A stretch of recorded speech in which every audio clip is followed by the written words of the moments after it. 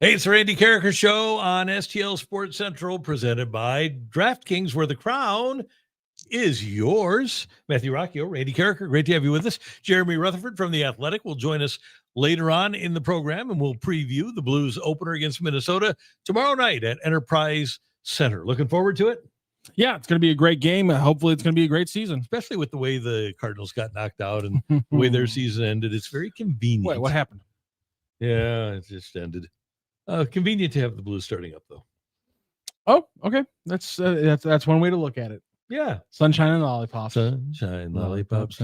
Hey, like and subscribe to this particular station on the old YouTube, and make sure that you hit the bell button so you know that every time STL Sports Central goes live, which is a lot. We've got the Blues on Thursday night. We've got MIZ-ZOU against Alabama on Saturday, and then a week from Saturday, I believe, we have St. Louis City SC, so a lot coming your way.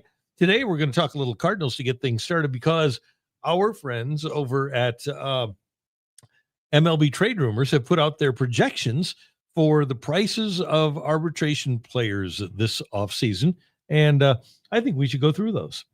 Yeah, let's take a look at some of these arbitration numbers that they've thrown out. So they're starting with they're in alphabetical order. Well, I guess not alphabetical order. They're starting in terms of time of service.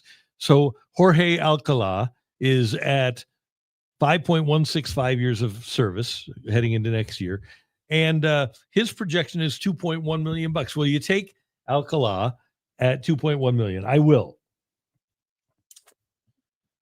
Fine. It's a bargain. Yeah, he was fine. I'd like it better if it was a little bit lower, but maybe the Cardinals, lower. I said the Cardinals will probably bid around 1.6 for him if I had to guess, maybe 1.8. The problem is he's a 5-year player. Yeah, they'll quibble though.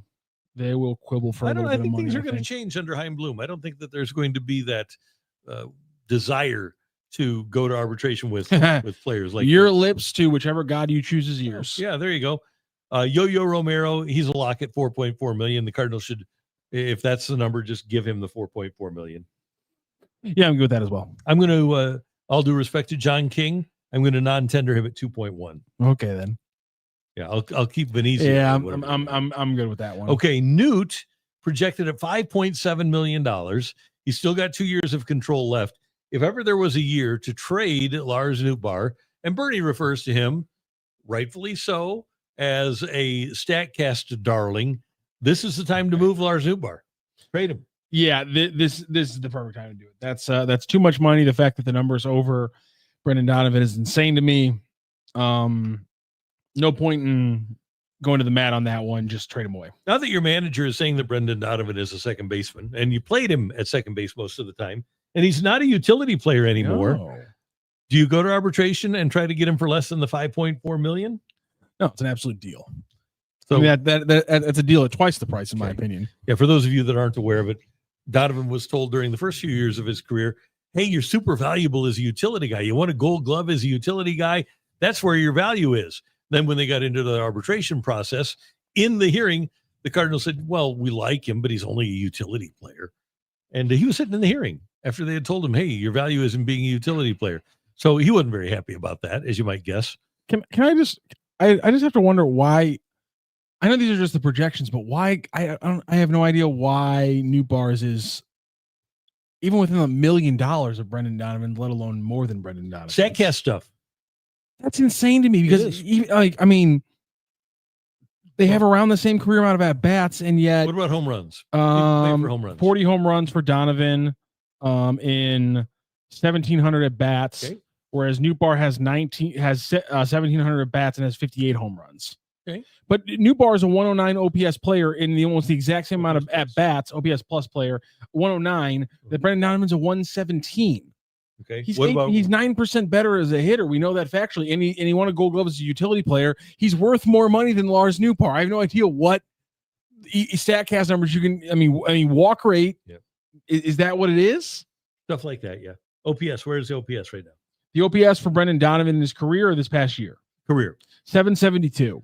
And Newt is sitting at 747. Okay.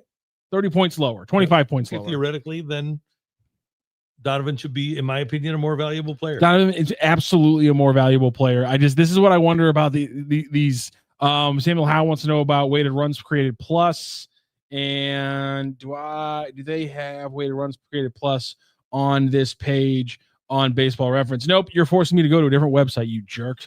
No, he's not a jerk. He's just intrigued. No, I'm curious. I'm finding it. Give me a second what here. What about X-Woba?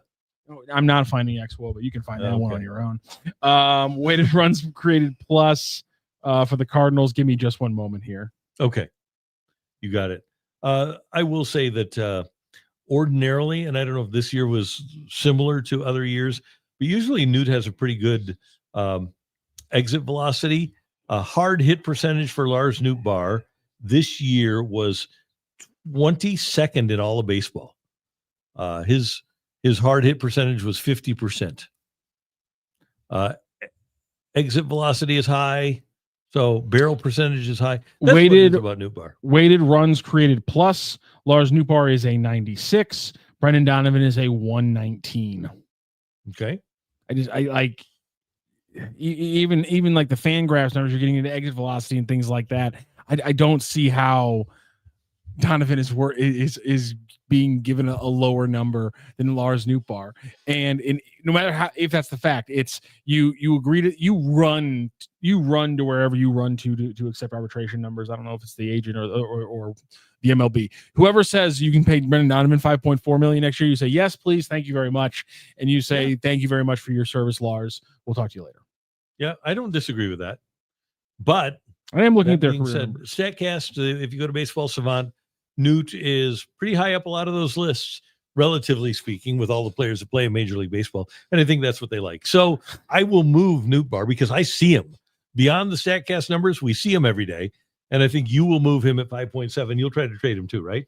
You never non-tender him, but you try to trade him. Lars? Yeah, absolutely. You try to trade him because he's a StatCast darling and teams will want him and all that jazz. Somebody else is throwing out the because they're trying to figure out and explain to me why Nootbaar has a higher number. He's like, well, Nootbaar has more time. Nootbaar had 150 at bats in 2021. Brendan Donovan came up and had 400 at bats almost in 2022. Like, what are we doing? Service time is 4.076 for Lars, 4.000 for Donovan. So it's like the same amount of control you have left for both guys. Control. Like, come on. So what about Palante at 3.4 million? Yes, because it's a good number for a major league arm that worst case scenario can pitch 60 innings as a relief arm, and you know that already. There's no reason not. That's another one that's a no-brainer in my opinion. Okay, so you're another team, and you can get Nolan Gorman in a trade at 2.9 million. Do you? I'm all over that if I'm another team, especially a team that knows what they're doing. Especially if I'm a little light in the bat. In the middle infield or even the corner, and I say, listen, I don't have any, this is a good move for a team that looks at their organization and says, oh, we don't have any second or third baseman coming up in the next 2 or 3 years. Let's give a chance to a guy who's still only 23 or he's 25 now, who's still only 25, who could be a solid player for us while we're not stopping anybody else. The big issue for the Cardinals now with Nolan Gorman is that working him in means that you're either taking away at bats from either a more legitimized major league player or you're taking away at bats from a potential player that has as much or more potential than him. So find a team that doesn't have that issue at those very specific positions, and that's where Nolan Gorman should go. Those teams exist, bottom line. Then the last two are bargains, in my opinion. Alec Burleson at 3 years of service time, $3.5 million. Liberatore, I would see if I could give Liberatore a 5-year contract. He's listed at 2.8 million with 2.1 years of service time. I would try to give Liberatore a 5-year contract and buy a year of free agency. Raina, I'm going to pull a little bit you. My understanding, this is from Skywalker 1982. My understanding is that arbitration is very analytical. The numbers are the numbers. I just listed all the numbers. Yeah. The numbers don't make any damn sense. No, they don't. Can I read you a little excerpt, by the way, for all of you fans? And there's I know there's a ton of big Miles Michaelis fans that are. If you're a Miles Michaelis fan, you just join us in the chat here on YouTube and write that. Here we go. Here we go. Okay, ready? Light him up, Randy. Okay, this is fun. Don't cough on me. I said light him up. Don't cough. Okay, sorry, I didn't mean to cough on you. I was trying to keep my mouth. Okay, this is from. If that's what you got take from light him up, don't light him up. Don't do that anymore. I won't do that. Okay, so. This is from a book called The Franchise, San Francisco Giants, okay? And this is an excerpt. Andrew Baggerly wrote the book. When Farhan Zaidi took over as president of baseball operations before the final season of Madison Bumgarner's contract, a potential extension loomed as his biggest initial question. That spring, the Cardinals and Miles Mikolas agreed to a 4-year, $68 million deal that the Giants tried to use as a template for an extension for their ace. At the annual Play Ball lunch a few days before the start of the 2019 season, Mike Krukow and Dwayne Kuiper introduced Bumgarner and ran down his list of heroics during the 2014 postseason. As the event ended, Bumgarner walked past Zaidi's table. He never broke stride as he delivered a message. Miles Mikolas never did that, he said. What? Isn't that awesome? That's ridiculous. Yeah. Oh my gosh. So they're offering him the Mikolas deal, 4 years, 68. And then he's and that was the template. That's what they were trying to compare Madison Bumgarner to. And he walks past their Pobo, doesn't even break stride, says, Miles Mikolas never did that. And he was right to Samuel Howe's point. Mikolas was never our ace, though. Well, you never would have brought him in the 5th inning of a World Series game and let him pitch 5 innings to win, or 4th inning, I guess, after the 4th, and let him pitch 5 innings to win it. Pretty funny. Fair enough. I didn't hate Miles Mikolas, though I didn't see him pitch in a Cardinals, but I didn't want to see him pitch in a Cardinals uniform again. Yeah, thanks, Bubs. Yeah. Keith Adam, a debate means nothing if the debate is shut down. I don't know what you're referring to there, but it was powerful. We're talking about the closure of our government, I'm sure. Huge debate going on. Yeah, that's germane to what we're talking Corey about. Land, welcome. Glad Hello, you're Corey. watching live. This is the first time I've actually gotten to watch live. Usually I fall asleep with you guys on my screen. Go Team STL. There you go, Corey. Well, welcome into the conversation, Corey. Good to have you with us. The numbers are pretty clear, but also when you started that story, I thought we were going to hear a different anecdote that was going to lead me down this train, which is okay. You see those numbers specifically for Brendan Donovan and Alec Burleson. Yes. Had this conversation once or a dozen times. We're going to have it one more today right now. Okay. And that is extension conversations. Yeah. When you see those numbers, it makes sense to me to go to the table with a long-term plan for both of those 100%. players. And I don't understand how the Cardinals don't go through the winter without locking up at least one of Donovan or Burleson to a long-term contract. And I do think that with Katie Woo's reporting that the Cardinals are looking at least a 3-year non-playoff run here, that would take Donovan a year into free agency. Yep. So the more sensible, in my opinion, extension candidate would be Alec Burleson, who's at 3 years. You give him a 4-year deal, and then hopefully at the back end, maybe even a 5-year deal. If you give him, well, I don't know what you do though. Do you go $6 million a year? Do you go $30 million over 5 for Burleson and buy out a couple of years of free agency and hope that he takes it? Oh, I think you're going to have to pay a little bit more on the per year to get them to buy out. Well, I think I give Burly more something like 6, and we get into the 50s. And I'm taking care of you, man. You're locked in, and if he keeps just bat on ball like that through that contract, he's a bargain every single year. Well, he's not going to hit home runs though. That's true. But I mean, you're paying big money for. But I'm talking about $9 or $10 million. That's not big money. That's my point. Is that you lock him in now to a deal he won't say no to, and at no point in that deal, even without home runs, at no point is he a bad economical move. $9.5 million per year AAV or something like that for Alec Burleson at hitting 280 is always a good deal for the money, even if there's a salary cap after 2027. So that's my point. Is get these guys now when the arbitrator is saying you can get $5 million, offer him 7. Okay, I'll do it and get him and give him for 5 years. 35 over. I'll give him 6. I'll give him 42. How about 42 over 6? $7 million a year. Yeah, if I'm Burly, I'm taking that, and I think that's at no point is that a bad contract for the Cardinals with the way he hits the ball. Here are some of the current and former players that, according to baseballreference.com, he's similar to through his age 25 season. You've got Josh Naylor, who's still playing, good player. Chet Ross, I don't remember Chet. J.D. Martinez, I like who that. did wind up hitting for a lot of power. You also have Glenn Braggs, didn't wind up being much. Joe Carter did, and Franklin Gutierrez. Similar batters in history that we know, we don't. Here are the similar batters in history to Alec Burleson. No. Mark Bruhard. Nope. Edward Olivares. Over 2. Chris Parmalee. Swing and a miss. Alex Kirilov. Mike Karp. Bob Chance. Chris Colabello. Harry Bright. George Shuba. And Chris Richard. Oh, the former Cardinal Chris. Is that the former Cardinal Chris Richard? Yeah. Hit a home run in his first major league at bat. Sure is. Chris Parmalee had a nice solid career with the Minnesota Twins for 3 years. Okay. So that's why I don't look at Baseball Reference suggested similar players. Okay. So maybe I'll start where I was. Maybe I'll go 30 over 5 and see it, because you are buying out 3 years of arbitration too. Yes. And you're giving him probably more on the excuse me, I got this stuffed up throat.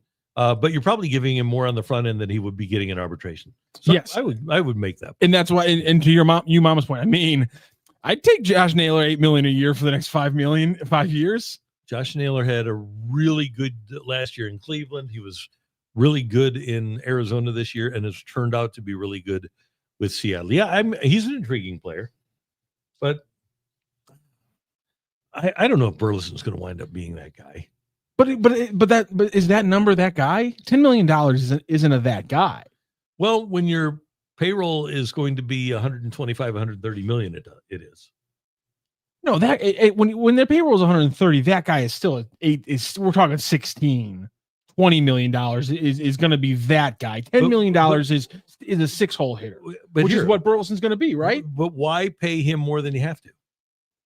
Because especially if there's a cap, you're going to, especially if something happens after 2027 and spending gets reeled in, you get him on a long-term deal that will always be a good deal for what he's going to give you. Because he might not have the high ceiling, but because he's a high floor baseball player, he's always going to give you the bat on ball numbers. That means he's going to be a solid 6 or 7 hitter. And for a $130 million payroll team, spending $7 to $10 million on an above average 6 or 7 hole hitter is exactly what teams like the Brewers and the Indians, the teams we're talking about, they're having to build off of. This is a lot of what their roster is built around. Then how about this? If that is your approach and you're thinking, okay, there's going to be a salary cap, he's only got 3 years. You have 3 years of control left right now. He'll be grandfathered in. So why not wait to sign him to an extension until after next season? Because if he continues, because at the minimum you'll have 2 years of control left. Because if he continues to show that, if he has another season where he hits 280, 290, and if there is, and let's say, as we always talk about with line drive hitters. Nobody in baseball cares about 280 or 290. No, but I'm saying, but we talk about line drive hitters. We talk about guys like Matt Holliday. When you have a season of 280 and you're hitting a lot of line drives, home runs are going to happen. My point is that if he has a 280, 290 season, and because he's putting the ball in play a lot, that then maybe he has a pop season where he hits 22, 27 home runs. All of a sudden now you go to the table and the money talk might be a little bit different. That's all I'm saying. I'm willing to pay for that. That's fair. But are you going to believe it's real though? See, if I get him for the 30 over 5, I'll think that's a good deal. If he hits 27 home runs next year, oh, maybe that's a deal. Then all of a sudden, that's a great deal. But then next year, I'm very happy to give him 7 or 7.5 a year. Rather than the discussion here. I mean, it's not. We don't have to get into like specific hypotheticals. It's just the discussion of always why sign them now is because I can get them cheaper now than if they have 2 big years, and then I go to the table again, and now the cost has gone from 7 per year to 14 a year, and now we are talking about a guy who, in the future economics of this team, he's gonna have to be a 3 or 4 or a high level 5. So that is why, if I were the Cardinals and I were going to sign one player this offseason to an extension, Quinn Matthews. No. but close. Okay. Oh, Matthew Liberatore. Okay, I really like that. I love that point. You buy 2 years of free agency, you give him a 6-year deal, and you think he's going to get better. And once he becomes a free agent, he's a $40 million a year guy. Any pitcher now who becomes a free agent and performs the way that Liberatore did last year, it's going to be a $40 million player by the time he becomes a free agent. So you might as well get him tied down now. He's actually in his career. If you, and let's see, pitchers by age, I think it'd be really interesting to compare Matthew Liberatore and his age 25 season. Let's just take a look at Max Fried's age 25 season. Start with Liberatore. While you pull those up. Okay, yeah. My thought process on Burly and Donny is kind of similar to the Robert Thomas and Jordan Kyrou conversations from a couple of years ago, which was the deal for Kyrou a little bit of a risk on the gross money right when he signed it? It was a little bit. But as soon as you got one more year of production, one, it became a deal. And two, had you not signed it, you would have been dealing with him either walking in the future or having to sign him for a little bit more, or maybe not getting the term out of him. Because the Blues probably are never paying him more than the 8, but maybe they only get him for a 4-year deal that next year instead of the 7-8-year deal they got him for. And so that's my mindset on these two deals, is kind of that same one we had where Donny's more settled than Burly as a Major League Baseball player. You know what you're going to get him, but there is some risk reward to play with giving them both contracts. And the big thing there is evaluation of talent. You have to trust your evaluator. Doug Armstrong trusted his people and himself and his eye and knew what he was getting. Okay, so Max Fried was actually great in his age 25 season. 4.02 ERA, a 3 WAR, 17-6 in 165 2/3 innings. Matthew Liberatore in his age 25 season had a 4.21 as opposed to a 4.01 for Fried. He threw 151 innings as opposed to 165, only had an 0.9 WAR and an 8-12 1-loss. Matthew had 122 strikeouts in his age 25 season. Fried in his age 25 season had, let me get to it here, 173 in 165 innings. Damn. Jesus Lord. It'd be nice to have that, wouldn't it? Yeah, it'd be good to have one of those guys. So you don't, and maybe Matthew will rise to that level. And Max Fried obviously wouldn't take the long-term contract when he was that age either, and made his way into free agency. So again, if I'm the Cardinals, I would try to get Liberatore an extension, but you don't have to give him Max Fried money. Corey Land, unless JJ develops, this team doesn't have a quote-unquote that guy. I look for this offseason to be the winter of 1-year deals across the league. Yeah, I kind of think that's right because of the lockout, the pending lockout. And but it makes it, but I think this conversation isn't completely far-fetched, because signing a young player to an extension that's been in your building and in your organization for the better part of a decade, and the amount of informational organizational information they have on these players, I think you're going to see, I think, extensions for young players this winter. But when we talk about bringing in new players from a different organization, that you're going to have to be extremely risk adverse with. But I feel like even with the long-term speculation under a slight bit of question, we're still going to see probably some young players get arbitration avoided deals this offseason. Yeah, I wonder how agents are going to feel about this, because we have no idea what the future is going to hold for the economics of Major League Baseball. And to your point, if you're a team and you can get a guy for a reasonable price, and you know he's going to fit under the cap, that's fine. What you need to do, though, is find players that believe that there's going to be a salary cap. It sounds so weird to just, I know we've said it multiple times in the discussion, but every single time it sounded so wrong to couch a baseball conversation with the word salary cap. It sounds so weird to be doing it. It sounds wrong. Keith Adams, I'm trying to understand, why does Randy have such low expectations for Burleson? Okay, so I first of all, I would have to know what your expectations are. If you can, that's a good question. If you can give me that, I would be more than happy to respond. I'll say this, because I'm the one pumping him up, and here's why I will. Yeah. I'll argue for your point and say this is why it's completely fair. He had a 21 point jump in batting average. Mm-hmm. He had a 29-point jump in on base percentage. He had a 39-point jump in slugging, which means he had a 65-point jump in OPS and a 20% jump in OPS plus just in the one season, which was only his third complete season in Major League Baseball. Yeah.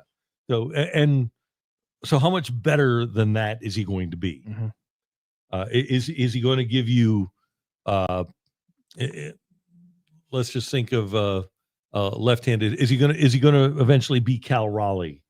Is he going to jump up like that? Okay, so let's look at Cal Raleigh's third full season, and obviously Raleigh plays a more important position, unless you think that left field is more important than catcher. But Cal Raleigh's third full season in Major League Baseball, he only hit 220. His OPS was only 748, but he had 34 and 100, and that's what sells now. So maybe, well, I don't think that Burleson's going to be a 34 and 100 guy. My expectation of Alec Burleson is that he's probably going to be about a 25 home run guy. And by the way, the last few years, he's at 21 and 18. I think that he'll probably be between 775 and 800 OPS guy. His career OPS is 742. I think that he's a really nice player. I just don't look at him as a superstar type player. And I don't think that that's being unfair to him. I'm just trying to be realistic. So again, I want to know what your expectations are compared to what my expectations are for Alec Burleson. Yeah, that's a really good question, because you got to know where you're working on with the context. Because so, Keith, if you can give us what your expectation is, I'd like to know. Because I don't think 775 career OPS and being a 25 home run guy is a low expectation. I just think that's a reasonable expectation for the player. Ray Beiersdorf, I'm with Randy. I would wait and see how he does this next season. Yeah. So I would have thought, and everything changes when you have a potential lockout on the horizon in terms of extending players. But I've changed my thought process now about extending guys on this particular team simply because of the idea of a lockout. If I knew that they were going to be playing in 2027, I would be all over extensions for a lot of these guys that are going to in their RB years right now. And Brendan Donovan would lead the list for me. But because I don't know what the landscape is going to look like, I'm not going to be signing. I'm not as inclined to sign players to free agent or to extensions. Samuel Howe, we've been burned by the Tyler O'Neills and the Harrison Baders. No, those guys never signed outrageous extensions with the Cardinals. No, I don't think the Cardinals got Jordan Montgomery for Harrison Bader. That wasn't a bad thing. I think you're thinking of Piscotty. Piscotty signed a second deal, right? Yes, his was like did Grichuk sign 38. Did Grichuk sign a second deal? Grichuk signed with his deal with Toronto. With Toronto, okay. Yeah. So Piscotty, and by the way, I think this is actually a fantastic comparison, because we were talking about kind of the difference between giving a guy like Burleson like 8 or 7.5 or just 6. They gave Piscotty 7.5 pretty much per year, was 7.25 for 2 years, and then it jumped up to 7.5 for the next 2 years of that 4-year deal. So I mean, when you look at what they were getting from Piscotty in those first 3 seasons, extremely extenuating circumstances with Stephen Piscotty. Why they moved him, but because his mom was diagnosed with ALS. He was very close to his mom. But I want to say his performance suffered. Yes, but so let's just look at 15 and 16 then, and take away everything that happened in 17. We're talking about 700 at bats.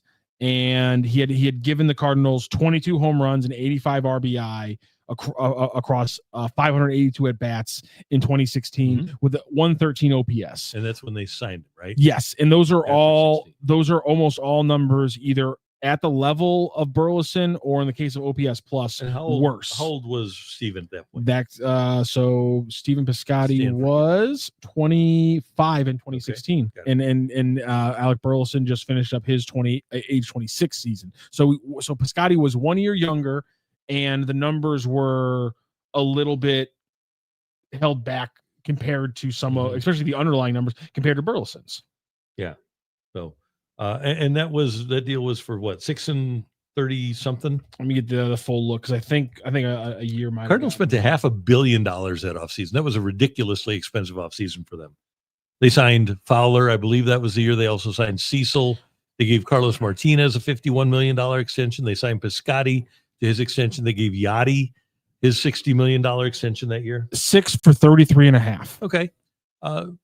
If I could do 6 for 33.5, and that was 10 years ago, right?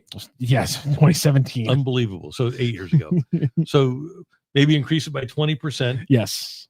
So 6.6. So 40 over 6. Yeah, I would do that. That's right. That's I think a fantastic deal for all parties involved. Yeah. That's a fantastic deal. Yeah. So okay. Now it's up to you, Heim. I know you're watching. 40 over 6 for Alec Burleson. We just figured it out for you. I do want to say this. Earlier on in the show, High Definition jumped in and goes, I think Rocky is trolling me by you guys talking Cardinals in the show today. Hey, we're going to talk some hockey. Here's my thing. We're going to have JR coming up later on today. People love the Cardinals talk, man. We've been talking Blues this week, and I'll peel the curtain back a little bit. A lot more people are locked in on the Cardinals arbitration talk than we're locked in on the Blues projections talks. Okay. I'm not saying anyone's right for that. I'm just saying those are the facts staring me in the face. All right. So here's a question for you. Last Friday night, the Rangers officially hired Skip Schumacher as their new manager. He's already been in the playoffs. He's won Manager of the Year with the Marlins. Mike Shildt has been in the playoffs, won Manager of the Year. Albert Pujols projected as the front runner for the Angels job. So with all of those former Cardinal players, managers, coaches being in line to get jobs or getting jobs already, is there more pressure on Ollie, even though the talent level isn't great? And I think a rational person would say, no, this is not a playoff team right now. But is there more pressure on Ollie to make the playoffs? And I would add this little caveat. It's especially higher because his playoff appearance, one in 4 years, was with Skip Schumacher as his bench coach.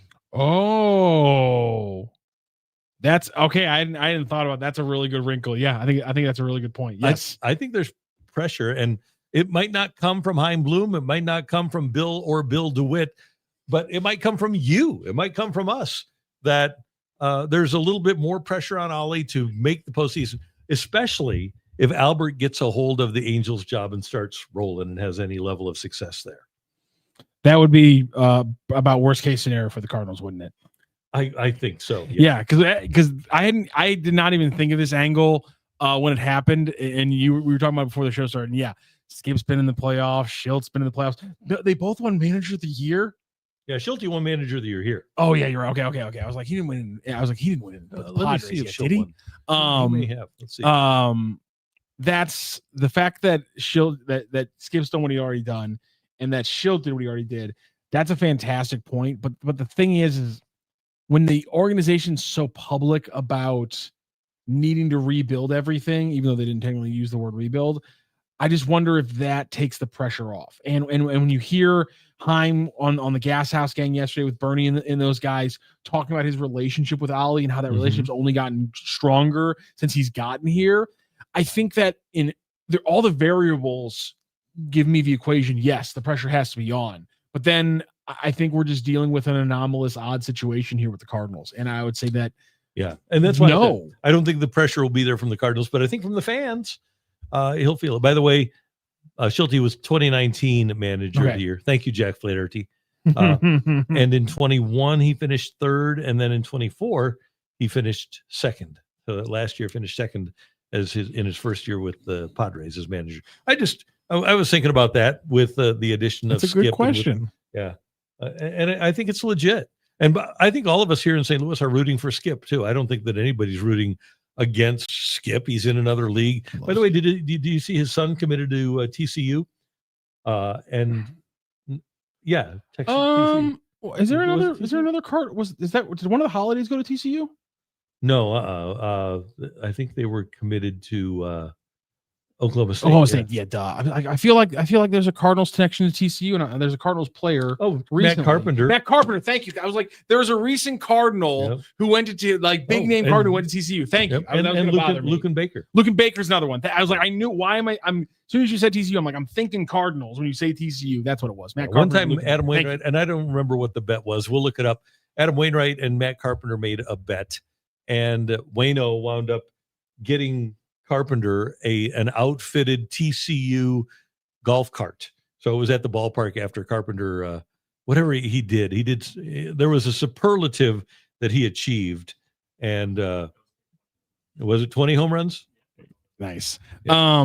Samuel Howe, isn't there a transaction freeze in the playoffs for all teams to that point? Do you think that the Angels have hired Pujols?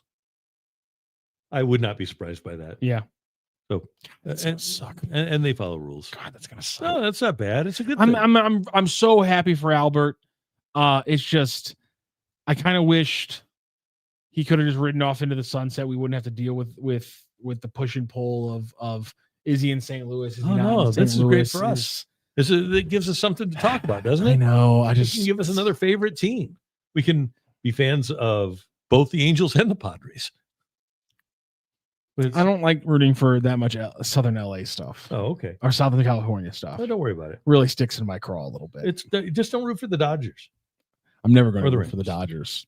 Dodgers. Definitely never going to root for the Rams. Speaking of teams that are actually playing in the playoffs, Bernie in his piece today on STL Sports Central talked about how we could be seeing the end of this Phillies championship window. Definitely. And me and Joe Roderick talked about on Monday how if the Yankees fail to get to the ALCS, there's a good chance that Brett Boone's head's on the chopping block. And so I don't want to see Brett Boone. My apologies. Aaron Boone. Potentially seeing two different kind of playoff teams need to reset if they lose tonight. Yeah. And for Dave Dombrowski in Philadelphia, it would be in regards to players. Mm-hmm. Castellanos not happy there. Mm-hmm. Harrison Bader's kind of become a star. I think Rob Thompson will wind up being there. And you're going to have a lot of the same guys back. Maybe they get rid of Bohm, but Turner is going to be there. Stott's going to be there. Harper's going to be there. Real Muto's old now, but they've got a catcher in the wings. I don't know if Zach Wheeler's going to be back, but they've got some moves to make. The thing is, both John Middleton, the owner, and Dave Dombrowski, the president of baseball operations, they love to spend money. So whatever they lose, they'll fill by signing free agency. I think the Yankees thing is a little bit more dicey because what they need is a manager kind of like Mike Shildt. Their problem is not talent-based. Their problem is fundamentally based. And one of the reasons they lost the World Series last year, they had that 5-run inning against the Dodgers, and it was because they gave the Dodgers outs. Next year, they're going to get Garrett Cole back. They've got Cole. They've got Schlittler, who's going to go. They've got Carlos Rodon. They've got Will Warren. They've got a good group of starting pitchers. They'll always do what they can to fix their bullpen. They need an established manager. The irony of this is the manager they need is the guy that they fired 20 years ago in Buck Showalter. 30 years ago, right? No, 30. No, 20. You can't. No, they fired him before Joe. So it was before 1996, 95, 05, 15, 25. Yeah. So 30 years later, they need to bring Buck Showalter back. Okay. I like that. That's a good way to look at it. 30 years later, they need to bring Buck Showalter back. One thing, you mentioned him already. We didn't get to talk about it because you missed the shows for Friday and Monday. Mm-hmm. But the legend of Cam Schlittler obviously has already jumped out. He's a born Red Sox fan who mowed down his team. Then his family was harassed by their former comrades in Boston Red Sox arms, and he's going back out there to try to extend the season. He ended the Red Sox season. He's going to try to extend the Yankees season again. The reason why I'm bringing him up, Randy, is because before he was brought up this year, Cam Schlittler had almost the exact same amount of amateur and minor league innings as Quinn Matthews has right now. And we've had a lot of conversations about needing to get these guys innings and how many innings they need. Yep. 525 innings, and that includes 200 from his college days for Cam Schlittler before he got brought up midseason by the Yankees this year.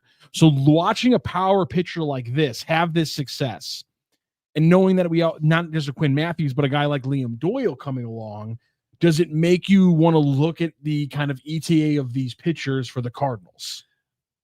It would depend on their, and I know that baseball teams don't look at production, but their level of success in the minors. And by the way, 200 innings for Liam Doyle at college, by the way, just throwing that out there.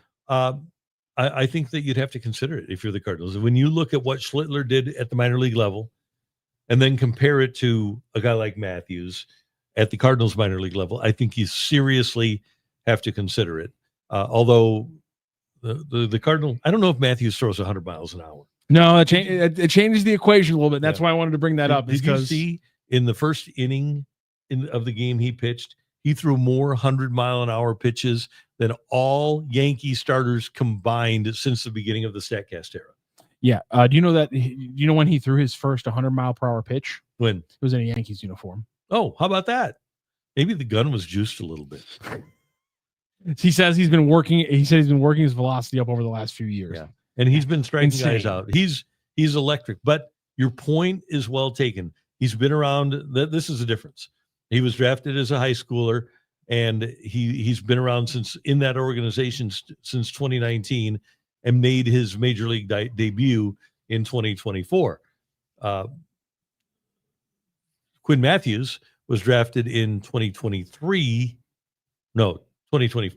Yeah, because 2023 he had a great season. 2023 he was drafted. Mm-hmm. So 2024 and 2025, as opposed to one guy having 6 years in the minors, 19, 20, 21, 22, 23, 24, actually basically 7 years in the minors.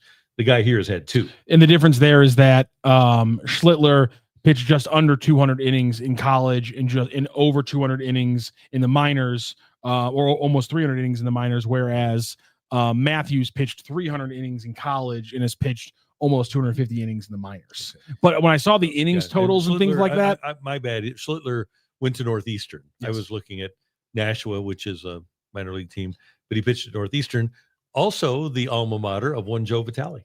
Yeah. Oh yeah, there you go. Mm-hmm. I completely forgot about that one. It threw out. I saw the innings totals when me and Joe were talking about it, and I was like, that looks conspicuously a lot like Quinn Matthews, and it was that one kind of just drove home to me. I want to see him out of spring training. Yep. I want to see him out of spring training. It can happen in a hurry. Quinn Matthews throws a lot like Chris Sale too. Hope he doesn't have the injuries like Chris Sale, but he throws a lot like him.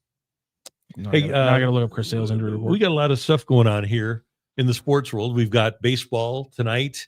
You've got baseball tomorrow night, and you've got football tomorrow night. Eagles at Giants, and then don't forget you've got college football this weekend, Mizzou and Alabama, Illinois and Ohio State. And Missouri, you need to get ready because the wait's almost over, and DraftKings Sportsbook, America's top-rated sportsbook app, is coming soon to the Show Me State, and you can sign up today. New Missouri customers can get $300 in bonus bets when DraftKings launches on December 1st. Download now and place a $5 bet when DraftKings goes live, and DraftKings Sportsbook will bring everything you need to elevate your game day, including live in-game betting, lightning-fast payouts, and endless ways to get in on the action, all right from your phone. And when we do officially go live in Missouri, you'll be betting with the Sportsbook app trusted by millions. Safe, secure, and has fast money withdrawals. Download the DraftKings Sportsbook app now and use the code STL Sports to grab $300 in bonus bets with just a $5 bet when we go live on December 1st. That's code STL Sports in partnership with DraftKings Sportsbook. Gambling problem? Call 1-800-GAMBLER. 21 plus, physically present in Missouri. Eligibility restrictions apply. Bonus bets expire 7 days after issuance. Excludes customers who redeem pre-launch sign-up offer. Terms at sportsbook.draftkings.com/promos. Right there on the screen, everybody. Promo code STL Sports. Now, coming up, not immediately. People are going to have to wait, Randy Karraker. This is very sad. I'm sorry, everybody. But coming up tonight at 5 p.m. on STL Sports Central's YouTube page, so about an hour and 15 minutes is when we'll be dropping our interview with Jeremy Rutherford. It's a fantastic one. We got into really a lot of what we've been talking about with the Blues over the last week or so, which is our projections, all the numbers we've been talking about with Jim Montgomery and everything they did last year. And we got into, all the reasons to be excited because there are a lot, but we decided to be realistic. and we were able to throw some cold water on our projections. We asked JR kind of what could be the things that throw off the Blues. They're minor, but they definitely could be problematic. We got to do a lot of good stuff with JR. Looking forward to that. That'll be a lot of fun. And JR at 5 o'clock. 5 o'clock today. Yes, we'll drop that. USA Today came out today with their annual list of the highest paid college football coaches. Eli Drinkwitz tied for number 10 with Lane Kiffin of Ole Miss and Josh Heupel of Tennessee. They're all at $9 million. A couple of the interesting notes from this: Bill Belichick just above Kiffin, Drinkwitz, and Heupel. Belichick making $10.1 million. The highest paid coach in America, Kirby Smart at Georgia, as you might guess, well-deserved, $13.2 million. Kirby Smart's buyout, if they would want to fire him, this is as of December 1st, Kirby Smart's buyout is $105 million. That's $105,107,583. And I'll give you the top 10. Here we go. So you got Smart at 13. You've got Ryan Day at 12.5. You've got Lincoln Riley. One of these things is not like the other. One of these things just doesn't belong. Yeah, he's making 11.5, and he's number 3. Dabo is at 11.44. He's the 4th highest paid coach. And then Sarkisian at 10.8. Dan Lanning at 10.4. I know. Kalen DeBoer is number 7 at 10.2. Brian Kelly at LSU at 10.1. And then Belichick, Kiffin, Drinkwitz, and Heupel. And by the way, Heupel and Stoops, Mark Stoops, all at $9 million. And then rounding out the top 20, Deion Sanders at number 14, Okay. Matt Rule at 15, and then James Franklin, Mario Cristobal at 8.3 at 17, Kurt Signetti at 8.3 is at number 18, number 19, Brett Bielema at 8.2, and number 20, Shane Beamer at South Carolina with 8.1. Did I miss anybody there? You did not. 2 things. 1, Sesame Street rules. Yes, it does. 2, you're telling me the Tyson Food people are going to back up $11 million to steal Drinkwitz? I think that they'll try. I don't. Number one, I'm pretty sure that the sugar daddies at Mizzou would take care of him, but Eli has to, and I know he does. He understands the lay of the land, and the fact of the matter is, as has been mentioned here before, he already kind of controls the legislature here in the state of Missouri, which is a good thing when you have that much juice with the government. I don't know if he would ever have that in another state. The other thing is that people are patient here. They're, in my opinion, Rock, and you can tell me if you disagree, and I would appreciate any disagreement. I think the 2 football schools in America with the least levels of awareness are Arkansas and Texas A&M. You're missing one, but I would argue with. I would agree. You're missing Tennessee in there, but yes, undoubtedly, Tennessee at least has won a national championship in the past.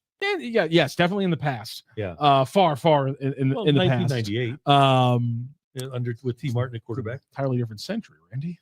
Well, it was a different century, but I mean, think of, and I guess Arkansas was in the to your point. Lou Holtz was the head coach at Arkansas. You've absolutely hit the nail on the head because, and it's funny you say that now because right now, if you're in the bowels of Twitter, you know that Georgia and Alabama fans have a long history of being like, yeah, this Mizzou game is we gotta treat this like a legitimate one, and they will then beat Mizzou by 30 points, whereas teams that routinely like to lose to Mizzou, i.e. Arkansas, at times Tennessee, Texas A&M, certain fan bases like them, South Carolina, like to call about every Mizzou game like it's the easiest game in the world, and then they go out there and lose by 2 touchdowns to the Tigers. So, yes, to your point, you're right. A&M, Arkansas, South Carolina, Tennessee are the 4 that really get my goat.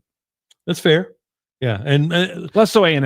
You got that's a good point with South Carolina with Spurrier. Yeah, you're trying to go out and be something that you aren't. Yes, and you never will be because. And I think I feel like I'm not a Mizzou grad. I'm a Lindenwood grad, but I'm aware of the fact that Mizzou has never won a championship, and I'm aware of the fact that schools like Texas and Michigan and Ohio State and Alabama to an extent, but those 3 especially, they literally had a 100-year head start on quality football on the University of Missouri.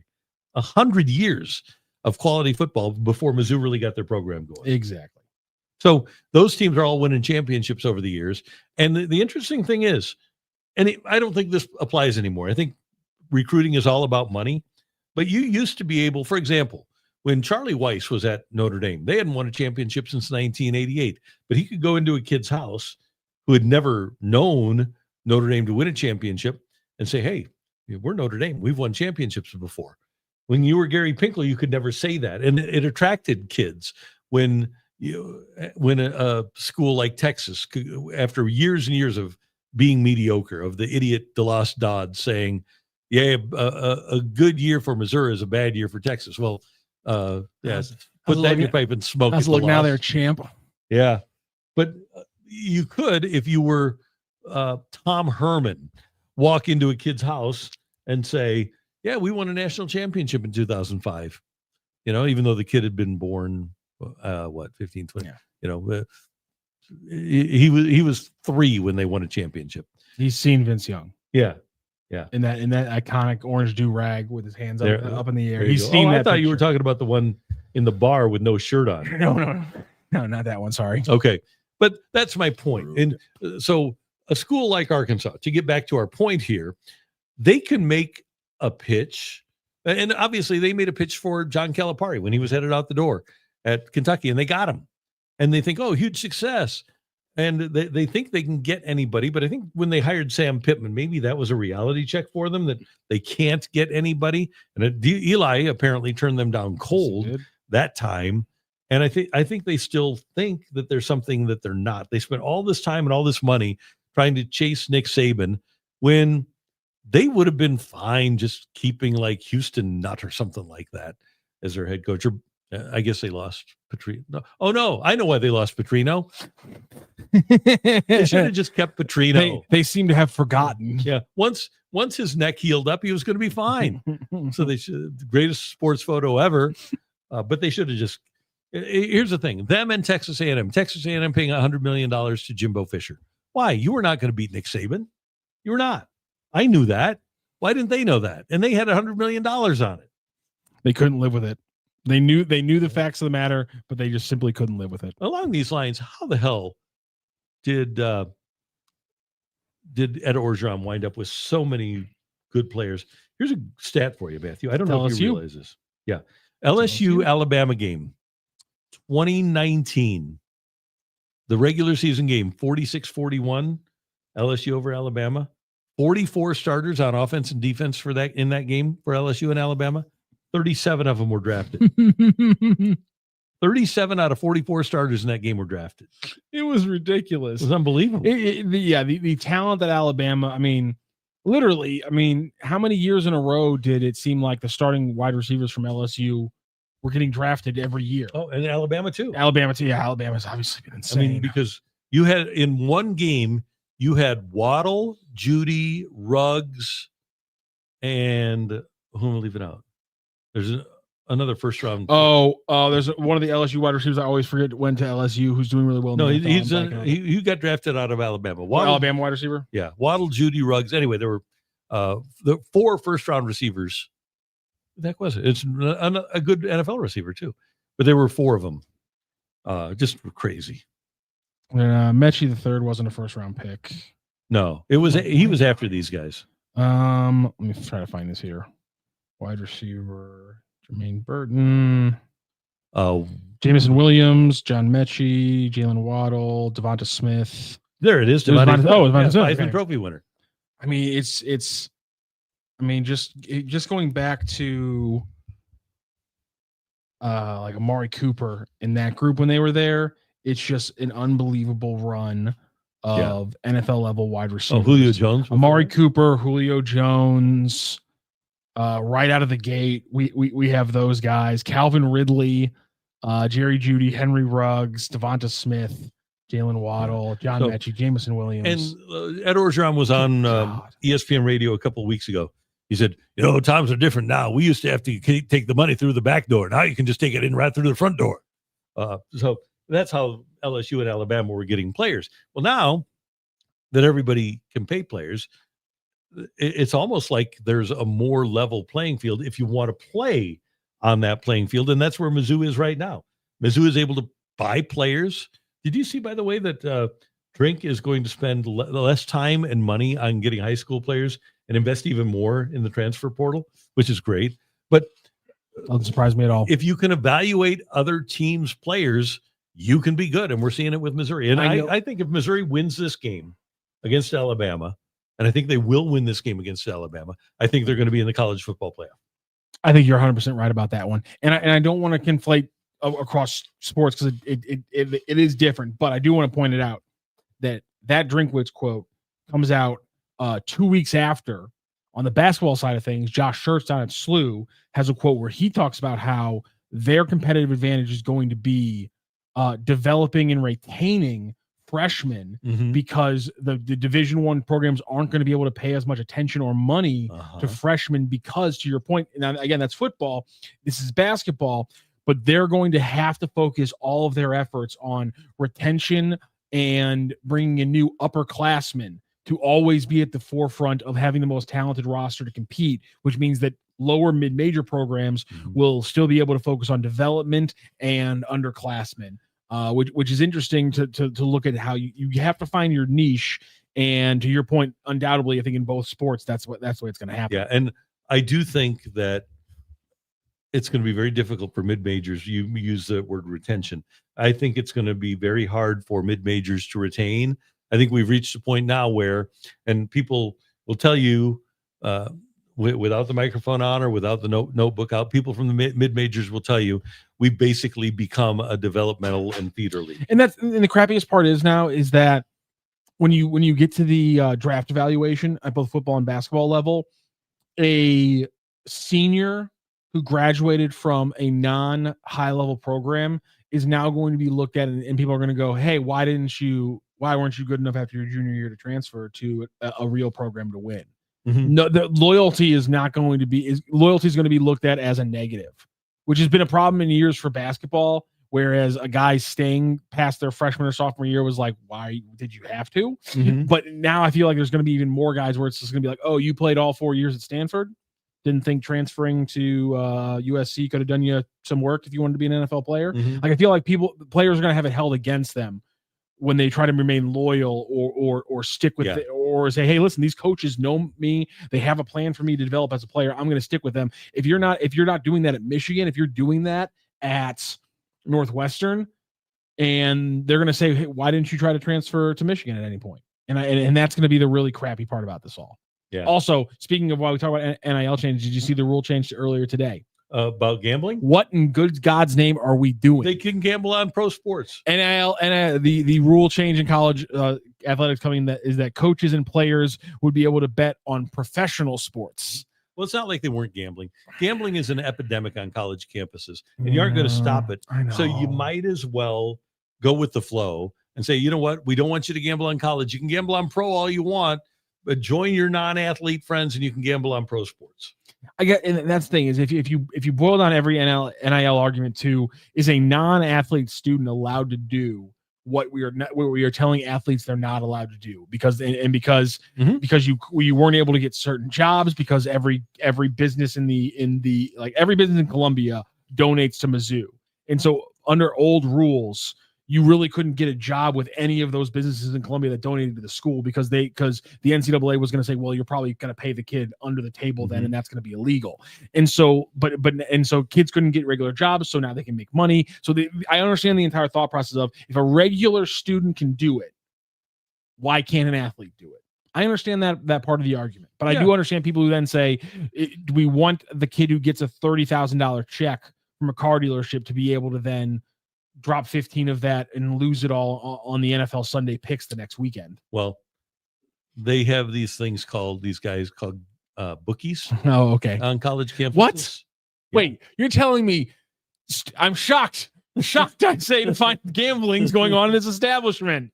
So underage drinking too? That does happen. What the hell? I know a guy that went to the University of Missouri. This was before legalized sports betting and before apps on phones. And he was the actual bookie. Fair enough. Yeah. So it's you were never going to stop it. So you might as well just go with the flow and let them gamble. And that way when you have your official partnership with Bet365 or DraftKings or FanDuel, DraftKings where the crown is yours, you might as well just let them do it because they're going to anyway. There's got to be some 6'8", 320-pound bowler somewhere who's going to make NIL money from the WWE. And you know what? If that's true, I hope ESPN finds him because I want to hear that story told. Yeah, me too. I really want to hear that story told. I hope that's now you mama, you have to be a news director somewhere because that's the stories we need to hear from NIL. That's the kind of stuff I want to hear about. All right. The bowler.